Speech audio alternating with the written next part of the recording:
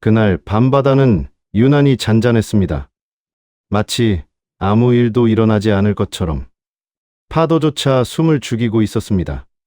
하지만 저는 알고 있었습니다. 그 고요함이 오히려 더 큰 파도를 숨기고 있다는 걸. 그리고 그 파도는 그날 밤 제 가슴 안에서 터졌습니다. 쉰을 넘기고 나서야 알았습니다. 인생이라는 게 결국 버티는 싸움이라는 거요. 저는 이재국입니다. 53. 중견 무역회사 영업부장. 결혼 20년. 아들 하나, 딸 하나.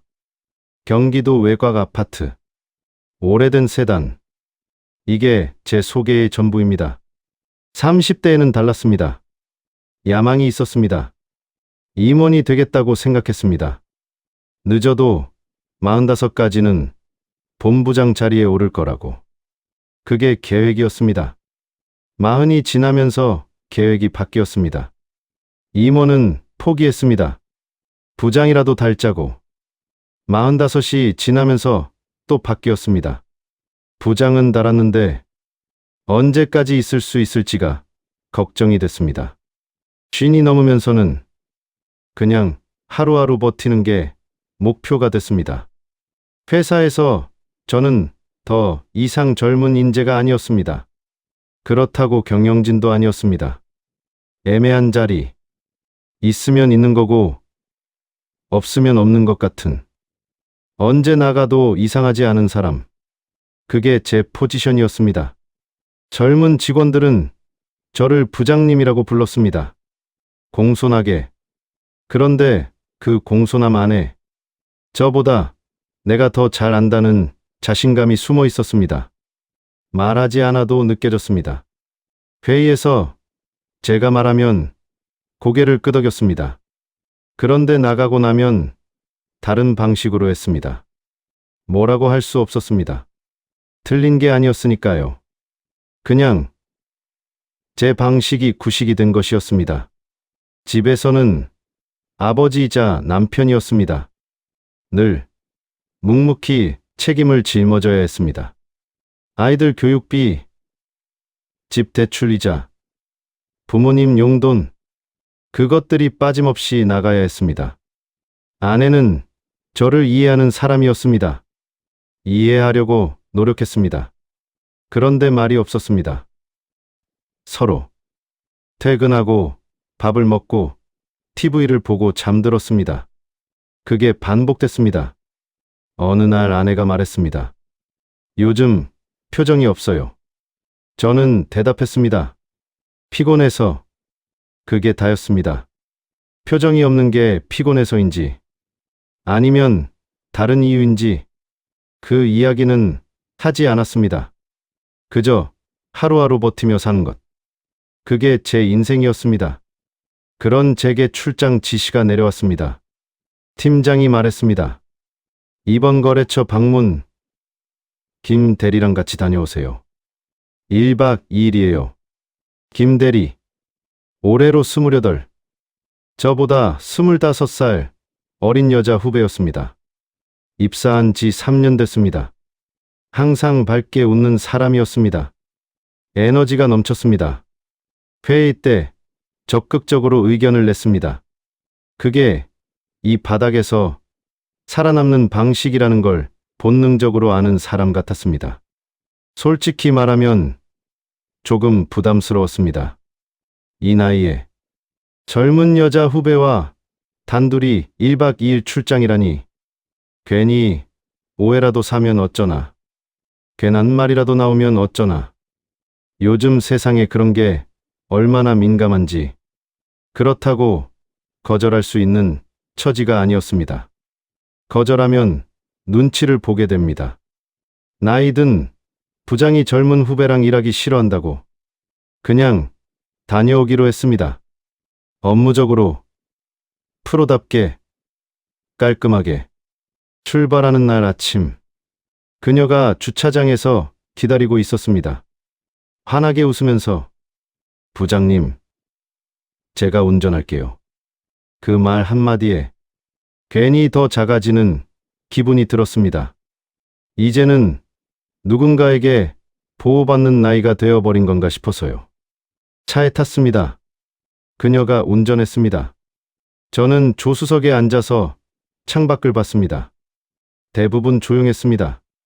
라디오에서 흘러나오는 음악만이 어색한 공기를 채우고 있었습니다. 1시간쯤 지났을 때 그녀가 먼저 말을 꺼냈습니다. 부장님은 요즘 어떠세요? 아주 평범한 질문이었습니다. 그런데 대답이 쉽게 나오지 않았습니다. 어떻게 지내냐는 말에 진짜로 어떻게 지내는지 말하는 사람이 얼마나 있겠습니까? 그냥 사는 거지. 그게 제 진심이었습니다. 사는 게 아니라 그냥 버티고 있는 삶. 그 말은 하지 않았습니다. 그녀가 고개를 끄덕였습니다. 더 묻지 않았습니다. 그게 오히려 편했습니다. 캐묻지 않는다는 게 차창 밖으로 도로가 흘렀습니다. 가을이었습니다. 나무들이 색을 바꾸고 있었습니다. 그 풍경을 보면서 생각했습니다. 저도 어딘가에서 색이 바뀌고 있겠구나. 모르는 사이에. 업무는 생각보다 빨리 끝났습니다. 오후 늦게 거래처 미팅을 마쳤습니다. 그쪽 담당자가 저녁을 사겠다고 했지만 정중하게 거절했습니다. 숙소는 해변 근처였습니다. 작은 펜션이었습니다. 회사에서 잡아준 곳이었는데 바다가 가까웠습니다. 짐을 풀고 근처 식당에서 저녁을 먹었습니다. 저는 소주를 한 잔 했습니다. 그녀는 먹지 않았습니다. 대신 따뜻한 차를 시켰습니다. 식사 중에도 대화가 많지 않았습니다. 업무 이야기를 조금 했습니다. 내일 돌아가는 길 이야기를 했습니다. 저녁을 다 먹고 나오는데 그녀가 말했습니다. 부장님, 바다 조금만 보고 들어갈까요? 저는 별 생각 없이 고개를 끄덕였습니다. 피곤하긴 했지만 바다라는 말에 뭔가 당기는 게 있었습니다. 오래전에 바다를 제대로 본 기억이 없어서였는지도 모릅니다. 밤바다는 조용했습니다. 파도 소리만이 우리를 감싸고 있었습니다. 모래사장에 서서 바다를 봤습니다. 어두워서 멀리는 보이지 않았습니다. 그냥 소리만 들렸습니다. 파도가 오고 쓸리고 또 오는 소리. 그녀는 한참을 아무 말 없이 바다를 보았습니다. 저도 말이 없었습니다. 이상하게 이 침묵이 어색하지 않았습니다.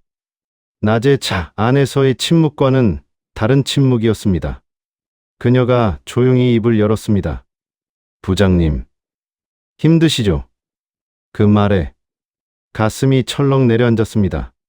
힘드냐는 말을 아내도 아이들도 회사 사람 누구도 이렇게 직접적으로 물어본 적이 없었습니다. 다들 알면서 모른 척했거나 진짜로 몰랐거나 왜인지 모르게 그 한마디에 모든 게 무너질 것 같았습니다. 그래서 저는 웃으며 넘기려 했습니다. 뭐가 힘들어? 다 똑같지. 하지만 그녀는 고개를 저었습니다. 아니에요. 다르잖아요. 그녀는 제 쪽을 보지 않은 채 말했습니다. 부장님은 늘 혼자 버티시는 것 같아요. 그 순간 가슴 깊은 곳에 묻어두었던 무언가가 조용히 흔들렸습니다. 어떻게 알았지? 나도 모르는 걸. 이 아이가 어떻게? 그녀가 말했습니다. 부장님, 저 사실 드릴 게 있어요. 가방을 열었습니다. 작은 봉투 하나를 꺼냈습니다. 그 봉투를 보는 순간 심장이 빠르게 뛰기 시작했습니다. 말도 안 되는 상상이 머릿속을 스쳐 지나갔습니다. 이 나이에 설마. 하지만 동시에 그럴 리 없다는 것도 알고 있었습니다. 28바이가 53세 나한테 말이 안 됐습니다. 그래도 손이 떨렸습니다. 열어보세요. 그녀의 말에 천천히 봉투를 열었습니다. 그리고 그 안을 보는 순간 저는 아무 말도 할 수 없었습니다. 봉투 안에는 한 장의 종이가 들어 있었습니다. 그건 병원 진단서였습니다. 누군가의 이름이 적혀 있었습니다. 김정우. 그 이름이 어디선가 들어본 이름 같았습니다. 이게 뭐야? 떨리는 목소리로 물었습니다. 그녀는 조용히 말했습니다. 저희 아버지예요. 저는 그 말을 이해하는 데 시간이 걸렸습니다. 저희 아버지가 부장님이랑 같은 회사에 다니셨어요. 순간 세상이 멈춘 것 같았습니다. 아버지가 늘 말씀하셨어요. 그녀의 목소리가 낮아졌습니다. 회사에 존경하는 분이 한 분 계신다고. 파도 소리가 멀어지는 것 같았습니다. 아니면 제 귀가 먹먹해진 건지 힘들어도 내색 안 하고 늘 묵묵히 버티는 분이라고. 어떤 분이냐고 물으면 이재국 부장님이라고 하셨어요. 그제야 떠올랐습니다. 몇 년 전 같이 일하던 후배가 있었습니다. 김정우. 항상 말이 없었습니다. 시키지 않아도 일찍 나왔고 시키지 않아도 늦게까지 남았습니다. 회의 때 발언을 거의 하지 않았습니다. 그런데 맡은 일은 항상 완벽하게 해왔습니다. 한 번은 제가 큰 실수를 한 적이 있었습니다. 거래처에 서류를 잘못 보냈습니다. 그걸 먼저 알아챈 게 김정우였습니다. 아무 말 없이 조용히 혼자 수습해놨습니다. 나중에 알고 고마워서 밥을 사겠다고 했더니 괜찮습니다. 라고만 하고 가버린 사람. 그게 김정우였습니다. 그 분이 아버지셨어? 그녀가 고개를 끄덕였습니다. 네. 아버지, 많이 아프세요. 그녀의 목소리가 조금씩 떨리기 시작했습니다. 언제부터요? 2년 전부터요. 처음엔 숨기셨어요. 저한테도요. 왜? 걱정할까봐요. 그 말이 가슴에 꽂혔습니다. 아프면서도 딸한테 걱정 끼칠까봐 숨긴 사람. 저도 그랬습니다. 힘들면서도 아내한테 힘들다고 말한 적이 없었습니다. 아이들한테 초정 하나 흔들린 적이 없었습니다. 남자는 그래야 한다고, 아버지는 그래야 한다고, 그렇게 살았습니다. 아버지가 부탁하셨어요. 그녀의 목소리가 가늘어졌습니다. 혹시라도 부장님 만나게 되면 꼭 전해달라고. 그녀는 봉투에서 또 하나의 종이를 꺼냈습니다. 손글씨로 적힌 종이였습니다. 암이에요. 그 한마디에 모든 소리가 사라졌습니다. 파도도, 바람도, 세상의 모든 소리가. 편지를 받았습니다. 떨리는 손으로. 손글씨가 오른쪽으로 약간 기울어져 있었습니다. 김정우의 필체였습니다. 그 사람이 쓰는 방식이 그랬습니다. 보고서에서 봤던 글씨체. 천천히 읽었습니다. 이재국 부장님께 안녕하세요. 김정우입니다. 먼저 이렇게 편지를 보내게 된 것을 용서해 주십시오. 저는 요즘 많이 아픕니다. 병원에서는 오래 버티기 힘들 것 같다고 합니다. 부장님과 함께 일했던 시간을 자주 생각합니다. 저는 말이 없는 편이라 살면서 감사하다는 말을 제대로 해본 적이 없습니다. 그게 이제야 후회가 됩니다. 부장님은 아마 기억 못 하실 수도 있습니다. 그때 제가 실수한 거래처 서류건이 있었잖습니까? 그건 제가 실수한 게 아니라 제가 수습한 거라고 하셔도 됩니다.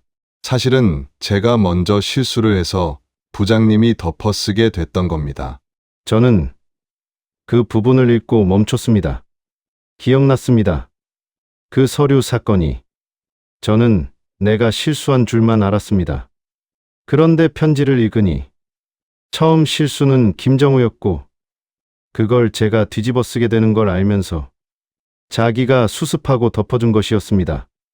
그때 부장님이 아무 말씀 안 하셨습니다. 화내지 않으셨습니다. 그냥 조용히 밥을 사주셨습니다. 그 밥 한 끼가 저한테는 정말 컸습니다. 눈앞이 흐려졌습니다. 그 밥이 기억났습니다. 대단한 밥이 아니었습니다. 회사 근처 설렁탕집이었습니다. 아무 말 없이 먹었습니다. 저는 그냥 그 사람이 수고한 것 같아서 산 밥이었습니다. 그게 그 사람한테는 그렇게 컸다는 걸 그때는 몰랐습니다.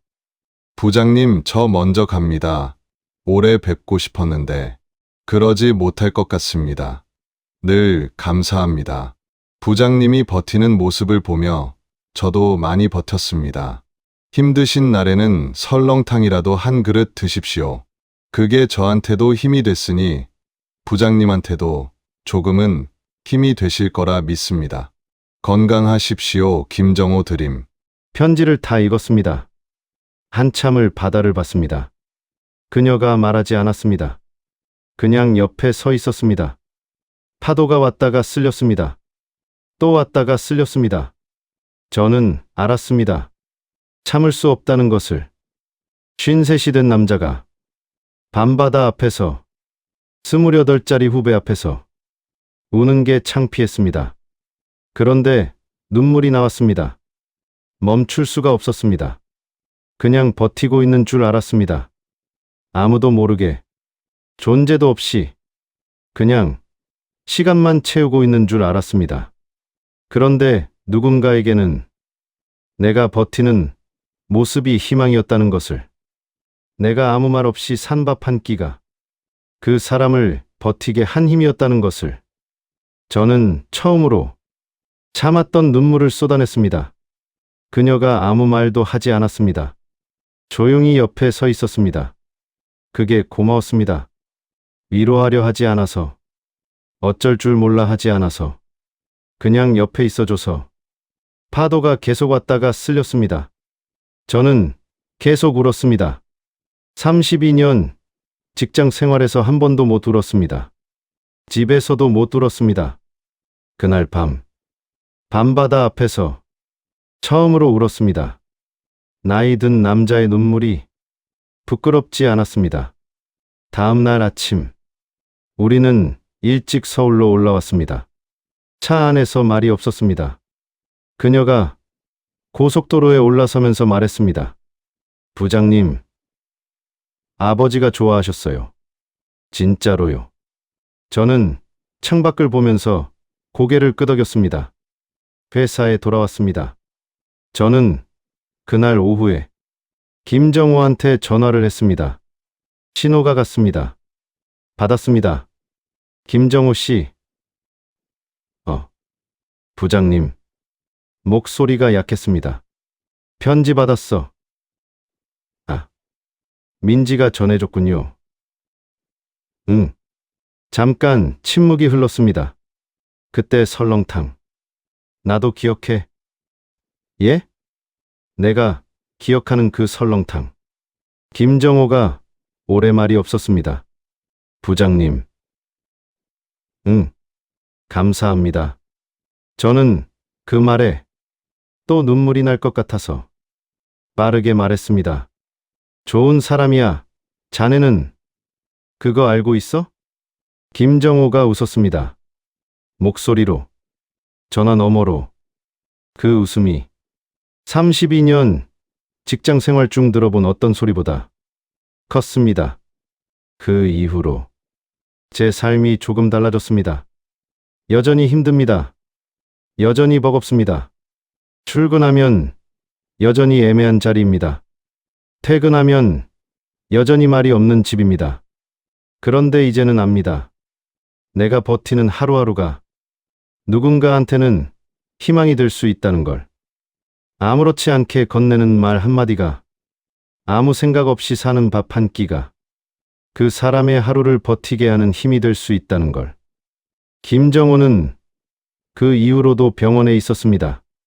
가끔 문자를 했습니다. 짧게. 저도 짧게 답했습니다. 어느 봄날 그에게서 문자가 왔습니다. 오늘 날씨 좋습니다. 부장님도 좋은 하루 되십시오. 저는 그 문자를 받고 퇴근길 지하철에서 눈물을 참았습니다. 그리고 답했습니다. 자네도 그게 다였습니다. 그게 충분했습니다. 그날 밤바다에서 받은 봉투는 지금도 제 책상 서랍 속에 있습니다. 편지와 함께 가끔 꺼내봅니다. 힘든 날에, 표정이 없어지는 날에, 그리고 스스로에게 묻습니다. 오늘도 부끄럽지 않게 살았는가? 그 질문 하나가 저를 다시 버티게 만듭니다. 당신도 지금 잘 버티고 있습니다. 그 버팀이 누군가의 희망이 되고 있다는 걸 잊지 마십시오.